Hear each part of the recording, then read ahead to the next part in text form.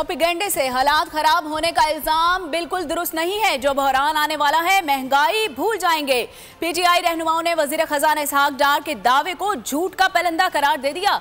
हमाद अजहर बोले हुकूमत मईशत में कारकर्दगी दिखाने में नाकाम हो चुकी। पता है इलेक्शन कमीशन क्या कर रहा था, हमें पता है कि किस तरह से चीज़ों को मैनेज करने की कोशिश की गई जुलाई के अंदर और बाद में। आपने देख लिया कि ये पीडीएम का जो एक कारकर्दगी थी, तजर्बा, ये फेल हो गया और इसी तरह नया तजर्बा किया गया, वो भी फेल हो जाएगा। इस मुल्क को बचाना है और इस मुल्क को इलेक्शंस के जरिए ही बचाया जा सकता है।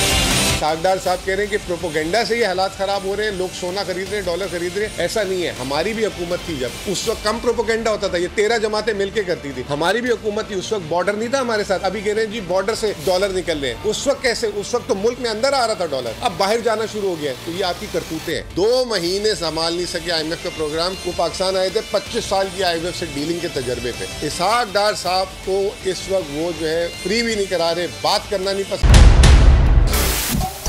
सबसे बड़े चैनल बोल न्यूज के एंकर मखदूम शहाबुद्दीन के प्रोग्राम अब बात होगी ने रेटिंग के तमाम रिकॉर्ड्स तोड़ दिए। मैं हूं मखदूम शहाबुद्दीन और आप देख रहे हैं अब बात होगी। 46% नाजरीन ने बोल न्यूज को देखा। सोशल मीडिया पर भी सबने ज्यादा देखा।